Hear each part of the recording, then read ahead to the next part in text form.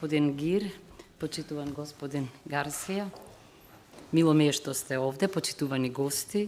На почетокот ви посакувам успехи, ако мислам дека 6-месечното председателство е релативно кус рок за остварување на стратешки цели и дека треба во иднина да се преиспита.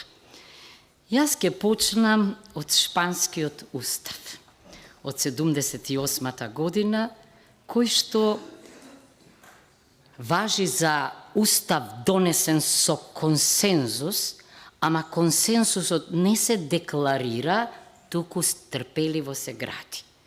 Ако речете дека сте за консензус, а потоа квалификувате дека се работи за дневна политика и политиканство, консензус нема.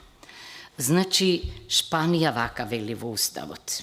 Или ваков устав изгласа Кортесот, а потоа го потврди народот на референдум, дека е социјална и демократска држава и дека е посветена на владење на правото, на слобода, на правда, на еднаквост и на највисоките вредности на правниот систем, дека суверенитетот извира им припаѓа на граѓаните. Речиси истиве одредби ќе ги прочитаме во договорот за Европската Унија и во Лисабонскиот договор. Сакам да кажам дека председателството е во вистински раце. Кога ги читам приоритетите, да, тоа се приоритети кои не се однесуваат само на членките на ЕУ, туку и на кандидатите и на кандидатите за кандидати и за оние со кои треба да се склучи договор за асоциација и стабилизација. Значи, да, реиндустриализација на Европската Унија и ние тука исто така можеме да имаме своја улога, бидејќи кризата во поглед на енергијата особено покажува дека мора да внимаваме, мора да ги унапредуваме обновливите извори на енергија, мора да не дозволиме сиромаштијата да ги погоди најсиромашните, мора да се обезбеди стабилност на системот на снабдување. Но јас не сум експерт за реиндустриализација, меѓутоа, она што мене ме импресионира и за што сакам да проговорам е всушност поголема социјална и економска правда. Шпанскиот устав е по тоа познат, но и по нешто друго, по заштитата на правата, и јас затоа барам инспирација по Уставниот суд, по уставната тужба, акцио популарис, или како што велат шпанците, ампаро, тоа е она што ни недостига. Се додека овде доаѓаат кандидати на кои не им е местото ниво основен суд, а камоли во Уставен суд, ние ќе имаме проблем. Јас се извинувам на Уставниот суд што им недостигаат двајца уставни суди, но повелете, предложете професори, врвни правници, истакнати правници, истиот ден ќе ги гласаме. Зошто ми се важни социјалните и економските права? Зошто, да бидеме искрени, светот, па и ЕУ, потона во она што јас го нарекувам неолиберализам, па ако сакате, тој дури се трансформира во дарвинизам и убаво е кога читате повторно за welfare state, за благосостојба, за грижа за најсиромашните. Тоа е она што мислам дека за мене е многу важно во овој извештај. Понатаму, да, јас го разбирам зајакнувањето на европското единство и морам нешто да кажам. Мислам дека ЕУ и Европската заедница настана најпрво како мировен проект. Заедниците за јаглен и челик не случајно беа првите основани, но дека она што се случи во бивша Југославија и она што се случува денеска во Европа, во Украина, зборува за поголеми напори во безбедносната и надворешната политика, па ако сакате и факт е да се каже дека мирот нема алтернатива и дека јас не очекував во овој век да се соочиме со војна и со конфликт. И да, го разбирам единството. Единството не се однесува само на членките на ЕУ, сите ние кои веруваме во мировни проекти и се срамиме. Јас верував дека кантоновиот вечен мир доаѓа со идеите на Конрад Аденауер и Шуман, односно со формирањето на Европската заедница, но како што знаеме не се случи тоа. И мојата болка, најважното, се разбира, Западен Балкан. И јас ги извлеков поентите, ќе бидам куса. Прво, ми се чини дека главната поента е на корицата, кога се вели дека Европската Унија е проект за добросостојба за сите европјани и таа инсистира на блискост до граѓаните. И јас деновиве повторувам дека ЕУ е граѓански концепт, бидејќи само граѓанска унија може да биде полити, заедница на рамноправни граѓани. Не сум сигурна дека нашиот уставен концепт и реалност одат на таа линија. Укажувам на контрадикцијата меѓу преамбулата делови од народи и нормативниот текст каде што личиме на Шпанија и на ЕУ, суверенитетот извира од граѓаните и им припаѓа ним. Само неколку поенти за енергијата говорев. Она што го забележувам, да, и за државата на благосостојбата, за економската правда, да ја повторам, што се однесува до Западен Балкан, да, има еден дел кој што зборува за проширувањето, акцентот кај проширувањето со право е стабен на копенхагеншките критериуми и кога се работи конкретно за Западен Балкан, се потенцира, ми се чини дека мојата колешка претходно веќе го потенцираше тоа, значи прво, безбедноста во регионот, потоа градуелната интеграција во ЕУ, низ призма на она со што се соочува овој регион, постојано геополитичкото ривалство.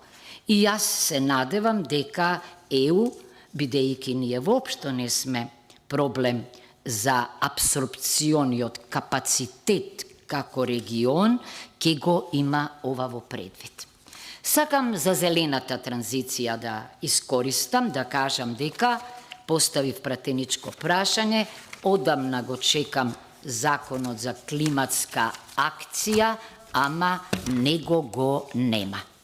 2-3 реченици инспирирана од тезите на амбасадорот Гир, да, деловникот е гаранција за демократска процедура и мора да го донесеме, конечно да видиме и ние што значи да имате календар.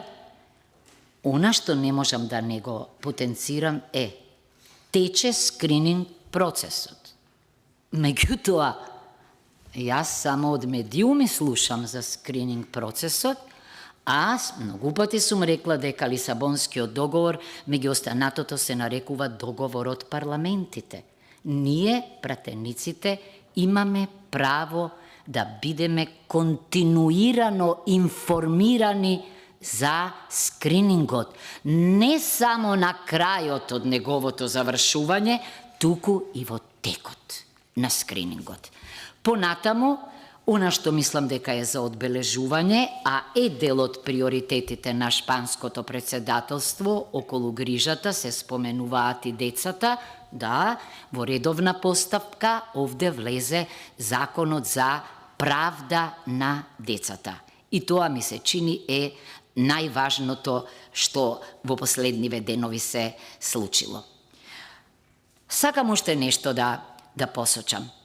Значи, се спомена овде од председателот на комисијата уставните измени, нив ги нема. Помина колку време, предложете го, предлогот го нема, не знам каде е заглавен, предложете го да почне да се дискутира процедурално, Меѓутоа, не можеме однапред ние да гарантираме дека ќе гласаме вака или поинаку, бидејќи потребна е дебата со аргументи. Значи, така се носи устав, како во Шпанија што го донеле уставот. И да искористам прилика на крајот за Шпанија, да кажам дека во Шпанија, на Универзитетот во Валенсија, постои катедра за балкански студии, основана од чувениот професор Карлос Флорес Хуберијас, кој меѓу останатото е уредник на часопис за Балканот, професор и во Сан Диего. Ја имав таа ретка прилика, иначе почесен конзул во Валенсија, ја имав таа ретка прилика да го промовирам на Универзитетот Кирил и Методи за доктор хонорис кауза. Тој е оној професор кој што е извонреден познавач на изборните системи во Централна и Источна Европа. Тој е оној професор конституционалист кој што напише извонредни трудови за транзицијата и еве ја користам приликата уште еднаш да се заблагодарам за соработката не само научна, туку еве и во сферата на издаваштвото. Мојата последна реченица е: мора да го преиспитаме начинот на изборот на сите на највисоки функции.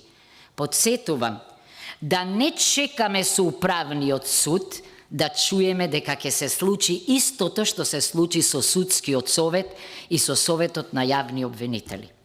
Стотици предмети да стојат во фиоки, предметите да се делат рачно, наместо по АКМИ системот, и да подсетам 3 судики да подпишат пресуда за предмет за референдумот инициран овде и да се повикаат на 2 става од членот 76 кои се, замислете, укинати од Уставниот суд.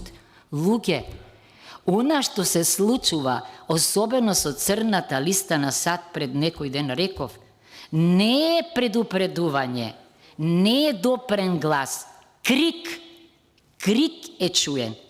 Да не чекаме повторно оценска мисија, еве доаѓа, да преиспитаме овде, бидејќи нашите кандидати се најлошите во судскиот совет. Нашите кандидати се најлошите во советот на јавни обвинители. Нашите овде ги бираме по различни, значи, регулаторни тела и слично, или владата. Ако не го смениме тоа, ако не го имаме примерот на антикорупцијска комисија, начинот на изборот, и на комисијата за заштита од дискриминација, ние постојано ќе ги повторуваме истите приказни. Ама ларпурлатизам е да викате дека сте за ЕУ, дека сте за владење на правото, а всушност да не го носиме законот за највисоките функции. Тамо е корупцијата и клучот. Тамо е системот се гради. Ако не се соочиме со тоа, ќе ги губиме, господине Адеми, најдобрите студенти. Сега разговараме и македонци, и албанци, и турци, и роми. Тие сакаат надпревар, сознаење, ама не сакаат за нив да гарантираат лидери на партии. Не сакаат партиска и политичка припадност да им биде виза. Значи, тоа е ЕУ. Да не се колдеме во ЕУ, ЕУ се гради дома, кога ќе станеме компатибилни со стандардите на ЕУ, секој ќе не посакува. Зошто? Бидејќи ќе можеме за исти нешта да зборуваме, не само да зборуваме, туку и да функционираме на таков начин. Благодарам уште еднаш и се надевам дека кога сме до зидот на срамот, ќе превземеме нешто сами прво овде ние, бидејќи голема одговорност имаме овде. И во моментов ве подсетувам, тече избор за луѓе кои ни во куќен совет не би биле избрани, а камоли на функциите за кои ги предлагате. Тоа ли е ЕУ? Не е тоа ЕУ. ЕУ е стандард, копенхагешки критериум, владење на право, компетитивна економија, слободи и права. Прави луѓе, ЕУ е меритократија, ама ние преферираме споил систем. На победникот му припаѓа пленот. Не може тоа веќе така. Штитејќи го другиот, себе си ќе се заштитиме. Ако не сакаме да ја испразниме земјата, тогаш да си го преиспитаме однесувањето овде, оти ние сме пред очите на јавноста. Благодарам.